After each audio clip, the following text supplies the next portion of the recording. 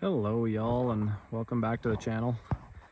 As requested in my cold start video on this quad, someone asked me to do a walk around kind of review on it, so I guess today's the day. This is what it looks like the way I have it set up right now. I have some aftermarket wheels on it, aftermarket tires. They're the same tires I was running on my Grizzly 700 if you've been watching the channel for a while. I have the CanAm Promount plow on it, 60-inch plow. This is the Gen3 Outlander XMR. If everyone's wondering why I switched from a Grizzly to a CanAm, I don't even know why either. I sold the Grizzly, got some of my money back on it. They're actually, machines have quite a bit of residual value right now. That's what the back looks like. So yeah, I cashed in on the Grizzly, sold it for a pretty good price. I was gonna buy a side-by-side, but the payments were a little bit too steep.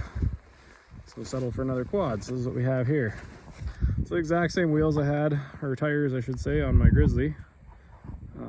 Just bought some rims from Revco up here in Canada. They ship them to your door, which is nice and easy.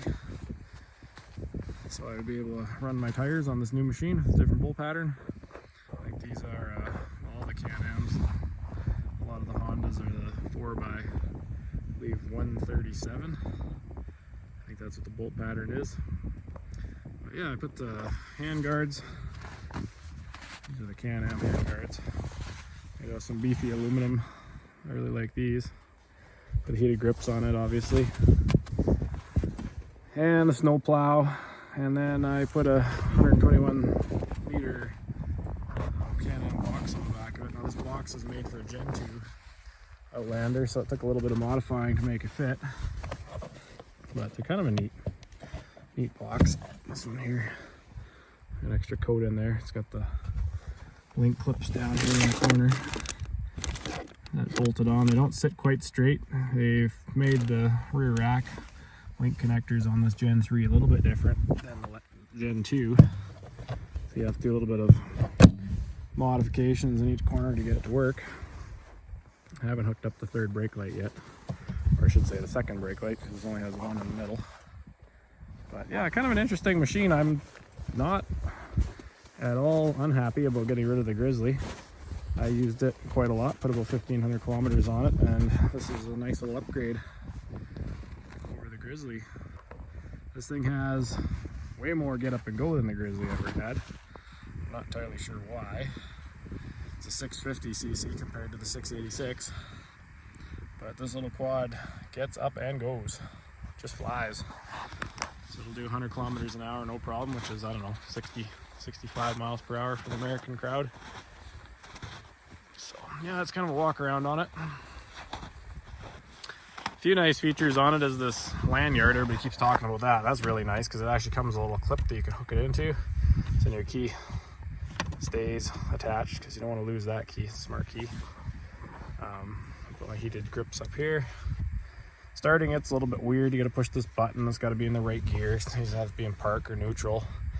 When it's in any other gear, it doesn't want to start. You have to hold the brake, and it still doesn't start. So I don't know what's up with that, but if you have it in park and all that, it starts up no problem. So I think I have about 124.6 kilometers on it. So I usually run it in sport mode. I don't know, seems to be really good. It also has the different levels of power steering assist. Once it's running, you can cycle through with the green button. Dealer put a winch on it. It's got an integrated switch for the winch, which is really nice. It's got some cutouts down here for putting extra switches. I'm going to put a light bar on the front of it here eventually. Heated grips are really easy to put on. The thumb warmer just fits underneath of the actual stock rubber pad that they had on here. I just was able to slip it in from behind and put a zip tie on, so that works really well. Yeah, other than that, it's been a great little machine. I went on one really good ride with it, and I was able to keep up with, 850, 1000 class machines on the trail, no problem. It is a little bit lighter than the bigger machines. This one, they say it's about 800-900 pounds, but it doesn't feel like that. It's a lot lighter. And the shifter is just awesome, like smooth as Smooth as butter, just like all the other videos say. And the fact that Asta Cruiser runs one, and Mud Puppy down in the States, he runs one of these as well. It's pretty cool because those guys like their big powerful machines, and if they're rocking one of these machines, that tells you something about them. Yeah, I really like how the wheels look on this thing. There's all kinds of videos about how to tear off all the plastics and have a look underneath of them, but I don't need to do that to this machine. I haven't had any of the plastics off yet for any reason. Just the top cover up there, just hook in the heated grips to the cigarette lighter on this side, the 12-volt plug. That's where I hooked them into. As far as aftermarket parts, there's all kinds of stuff. You know, it just depends on where you look. Like, the dealer initially told me there was no fender flares available for these, so you just gotta look. And they ended up finding some. They're brand new for the Gen 3, and they do actually make them. So they're on order. Hopefully they show up and fit. Like I said, this box is for a Gen 2. And do some trimming along the edges of it and stuff like that to make it fit. And yeah, it's not exactly a direct fit, but it works just fine. And these have this divot underneath at the back for whatever reason. They made it a little bit lower, which is great if you want to like strap a gas can on or a chainsaw or something on the back of it. But with this flat bottom Gen 2 Linq box, there's a big gap under there, so I'm not sure what to put under there yet. Maybe extra fuel, a roto pack or something. That's kind of what I was thinking. You could do that.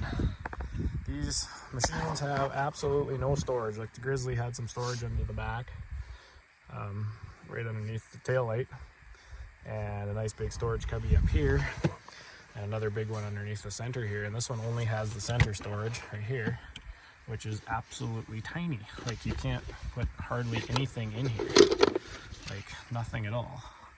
There's a spot to put your phone. It comes with a little magnet piece here to 3M glue on the back of your phone, so it attaches right there on that pad. And there's some USB charging ports in there, but there's really no room for anything. GoPro battery in there. Not a whole lot of room, so get a hat, neck warmer and stuff in there. That's about it. I don't even know if you can get a full set of gloves. I guess if you really stuff them in there, you can get a pair of gloves, a pair of sunshades. There you go. So not a whole lot of storage. That's why I got this big box on the back, so I can put all kinds of stuff in there, extra fuel and recovery straps and snatch block and all that good stuff that you need when you're out riding. So anyways, yeah, that's the walk around on it. Fire it up here, let you see what it sounds like. It's a pretty quiet machine. It's not very noisy at all. So you switch it off, switch it on. That lights up your gauges. Push and hold. There you go. So, got my snow plow in the front of it, so I can't go too crazy, but I'll lift the plow up here and let's go for a little bit of drive around the field here. Super easy to shift. Like, this is unbelievable. It goes in the park, reverse, neutral. This thing is geared really, really low. Like, I can drive it in high pretty much anywhere. Low is almost too low. So for the most part, I just drive around high gear. Super easy to switch from four-wheel drive, diff lock. Like the Grizzly, you'd have to rock it back and forth and, you know, do all kinds of stunts to try and get the thing to lock into four-wheel drive. This one's just as easy as flipping the button. You put it in diff lock, it works flawlessly. Really, really well made machine. I'm not knocking the Grizzly either. It's a great machine as well. This one's just, I don't know, a little bit nicer. So yeah, I got high range here and we'll just go for the drive.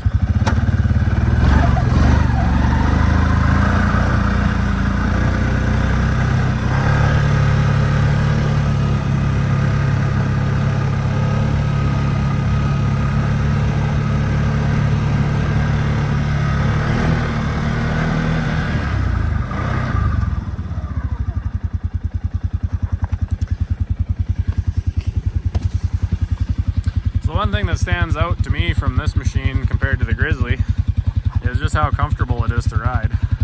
Like, the seat's way nicer.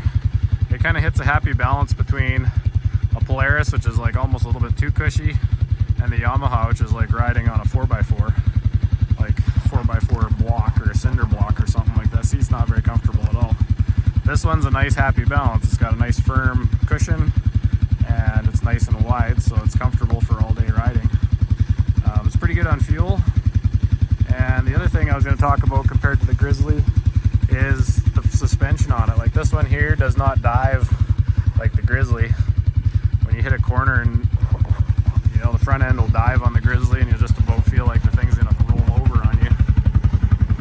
This one here is very firm yet a nice cushioning suspension, so it feels stable when you're going around a corner and stuff like that.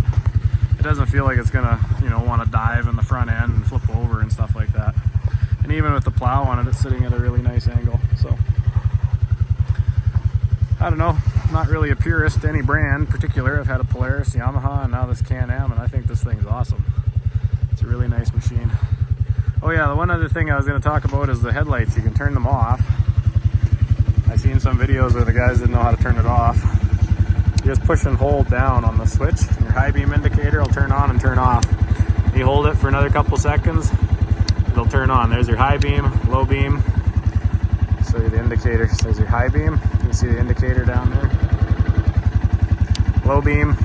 Then you push it, your high beam indicator will come on for a couple seconds, and then it shuts off, and then your lights are off at the front. However, when your headlight's off, your tail light will always be on. So, nice touch, I guess. Be nice to be able to turn all your lights off, but. And then that's your park brake up here. You can lock it in if you need to. It also has the park feature, which is nice. The Grizzly only had the park feature, so if you're on a hill or something, there's no way to actually lock your brakes. It's a little bit interesting. And then the other thing too that they don't really tell you, I had to read it in the manual, was where your toolkit goes, and it sits right up in here under the front cover where your rad is. So your toolkit goes. It's got a little picture of a guy driving through the mud, which is kind of neat. So yeah, overall really happy with this machine. Seems really well built. Fit and finish is not too bad. My machine has a little bit of a gap up here and not much of a gap on this side, so that's the only fit and finish thing I can complain about, is the rad cover is just a little bit off to the one side, and it's been like that since day one. Comes with the bumper, and oddly enough you got to buy your own winch for these. I don't know, it comes with the switch on the handlebar, but you got to buy your own winch for it. So yeah, hopefully this video is informative on these machines. I keep yapping about this, but these tires, rims and tires, really nice setup. They work really well in the snow. I wanted to square the setup up because they come with 8 and 10 wides originally, 8 on the front, 10 on the back, 28 inch. And these are 8x10s all the way around. So you can rotate them, and that way they wear evenly and all that stuff. So far so good. Plow snow really well, trail rides really well, rips on the river and the lake really well. So overall, really happy with it. Anyways, thanks for watching. We'll catch you in the next video.